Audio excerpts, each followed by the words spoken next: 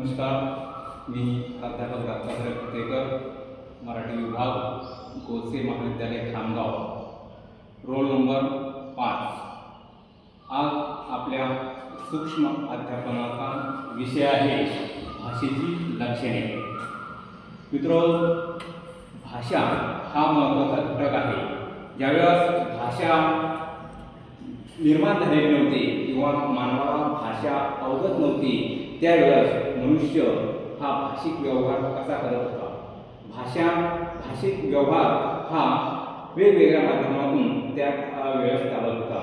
तर ज्यावेळेस भाषेची कुठलीही व्यवस्था नव्हती, ध्वनीचा शोध लागलेला नव्हता, त्यापूर्वी वेगवेगळ्या माध्यमातून मनुष्य आपला संवाद व्यवहार जो आहे तो पूर्ण करत होता। त्यामध्ये चित्रांची भाषा, हावभावांची भाषा, त्यानंतर चिन्हांची भाषा, या पद्धतीने मनुष्य आपला भाषिक व्यवहार पूर्ण करत होता।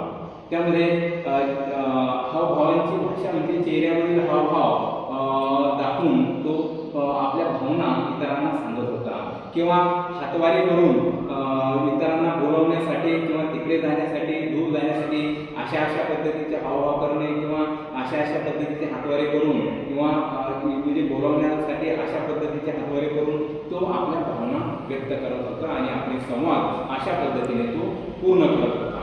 किंवा हसून, रडून या पद्धतीने सुद्धा त्यांनी आपले हावभावाच्या माध्यमातून भाषिक व्यवहार हा पूर्ण केलेला आहे। बऱ्याच ठिकाणी चित्र सुद्धा दिसतात। पूर्वी ज्यावेळेस भाषेचा शोध लागलेला नव्हता, भाषा अस्तित्वात नव्हती, अशा वेळेस मोठमोठ्या खडकांवर त्यांनी चित्र काढलेली होती की ज्या ठिकाणी समजा प्रवेश करू नये, त्या ठिकाणी धोक्याचे ठिकाण आहे, हिंस्र प्राणी त्या ठिकाणी येतात, तर अशा ठिकाणी मानवाने वाघांची चित्र काढलेली होते की जेणेकरून बघणाऱ्यांनी ते बघितल्याच्या नंतर त्याच्या लक्षात येतं की हे ठिकाण म्हणजे धोक्याचे ठिकाण आहे, या ठिकाणी आपण जाऊ नये, कारण त्या ठिकाणी वाघाचं चित्र आहे। म्हणून अशा पद्धतीने ही भाषेची चित्रांची भाषा सुद्धा मानवाने वापरलेली होती। चिन्हांची भाषा होती, एखाद्या ठिकाणी जाण्यासाठी बाण दाखवलेले असायचे, तर ह्या चिन्हांची भाषा मानवाने भाषा निर्मितीपूर्वी वापरलेली आहे। आजही आपण बघतो की या सर्व भाषेचा वापर आपण आज भाषेमध्ये करत असतो। बोलत असताना हातवारे करतो किंवा रस्त्याला जात असताना आपल्याला काही चिन्ह दिसतात, त्या ठिकाणी गतिरोधक असेल तर त्या ठिकाणी उंच असं चिन्ह दाखवलेलं असतं। जिथे कुठे शाळा असेल तर एक पाटी असते, त्या पाठीवर 2 मुलं शाळेत जाताना दाखवलेली असते। कुठे हॉटेल असेल तर त्या ठिकाणी एक पाटी असते आणि त्या ठिकाणी म्हणजे चमचा वगैरे किंवा कुणीतरी हातात थाळी घेऊन उभा असतो, म्हणजे वेगवेगळे चिन्ह त्या ठिकाणी वापरलेले असते। कुठं जर म्हणजे रस्ता क्रॉस झालेला असेल तर त्या ठिकाणी असा आडवा बाण दिलेला असतो। म्हणजे चिन्हांची भाषा, हावभावांची भाषा, चित्रांची भाषा आजही आपण वापरतो मानवाने। परंतु जशी माणसाची प्रगती होत गेली तर तशी माणसाने भाषेचा शोध लावलेला आहे। मनुष्य आणि इतर प्राणी यांच्यामध्ये सर्वात महत्त्वाचा भेद कोणता असेल, बदल कोणता असेल तर मानवाला आपल्या बुद्धीचा विकास करता आलेला आहे। मानवाची बुद्धी ही विकसनशील आहे, हा यातील फरक आहे। इतर प्राण्यांना त्यांच्या भाषेमध्ये बदल करता आलेला नाही, बुद्धीमध्ये बदल करता आलेला नाही, म्हणून ते प्राणी आणि मनुष्य यांच्यामध्ये खूप फरक जाणवतो। माणसाची बुद्धी विकसनशील असल्यामुळे त्यांनी आपल्या भाषेमध्ये सुद्धा विकास घडून आणला आणि त्यांनी आपल्या भाषेचा विकास करत ध्वनीचा विकास करत अशा पद्धतीने म्हणजे चिन्हापासून, चित्रांच्या भाषेपासून, हावभावांच्या भाषेपासून सुरुवात म्हणजे असलेली प्रगती आज आपण अशा पद्धतीने भाषा बोलतो आहे। आज आपण म्हणजे वेगवेगळ्या भाषा बोलतोय, म्हणजे गणितांची भाषा, त्यानंतर कम्प्युटरची भाषा, इतक्या भाषापर्यंत मानवाची प्रगती झाल्याची दिसून येते।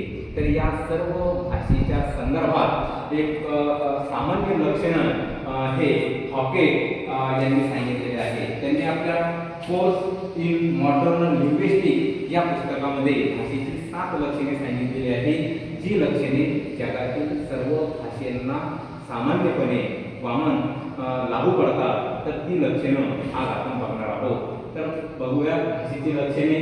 पहिलं आहे द्विस्तरीय रचना। द्विस्तरीय रचना म्हणजे काय तर भाषा ही 2 स्तरावर कार्य करते। पहिला स्तर कुठला तर पहिला स्तर हा ध्वनीचा, म्हणजे आपण म्हणजे झा ड हे दोन ध्वनी उत्पन्न केले आणि त्यानंतर हे ध्वनी आहे हे निरर्थक ध्वनी आहे, म्हणजे या ध्वनीला कुठलाही अर्थ नाही, परंतु ऐकल्यानंतर ऐकणाऱ्याच्या मनामध्ये आशय निर्माण होतो आणि मग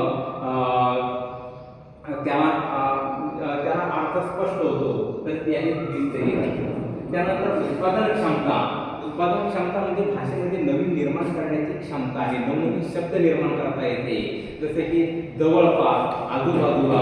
त्यानंतर नवीन कथा कविता सुद्धा निर्माण करता येते, ही क्षमता भाषेमध्ये आहे. त्यानंतर यादृच्छिकता हे हॉकीने सांगितलेलं महत्त्वाचं लक्षण आहे. यादृच्छिकता म्हणजे काय, तर काल्पनिकता. उदाहरण जसे की झाड म्हणजे या झाड या ध्वनिका आणि प्रत्यक्ष त्या वस्तूचा म्हणजे झाडाचा कुठलाही कार्यकारण संबंध नाही, परंतु कल्पनेने मानवाने त्याला नाव दिलं म्हणून ती वस्तू झाड झाली. मानवाने अशा जगातल्या सर्व वस्तूला नाव दिलेलं आहे. म्हणजे मानवाने चंद्राला चंद्र म्हणला, चंद्र झाला, सूर्याला सूर्य म्हटलं, सूर्य झाला.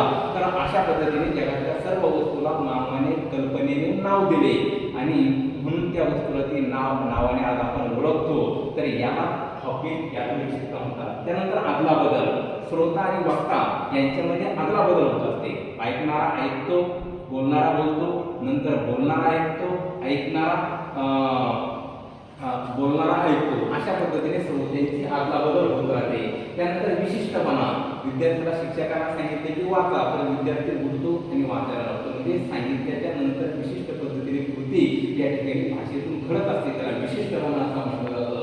आणि त्यानंतर स्थल कालात्मकता म्हणजे भाषेला कुठल्याही स्थल कालाचे बंधन नाही, कुठल्याही काळावर भाषा भाष्य करता येते. म्हणजे भूतकाळ असेल, वर्तमान काळ असेल, भविष्य काळ असेल, यावर भाषा आपलं मत व्यक्त करू शकतं, मनुष्य त्यावर बोलू शकतो. त्यानंतर सांस्कृतिक संक्रमण, भाषा हे सांस्कृतिक संक्रमण करण्याची महत्त्वाची व्यवस्था आहे. संस्कृतीचे वहन करण्याचं काम भाषा करत असते. तर अशा पद्धतीने हॉके यांनी भाषेची 7 प्रमुख लक्षणे सांगितली आहे, ते जगातल्या कुठल्याही भाषेला लागू होतात. धन्यवाद.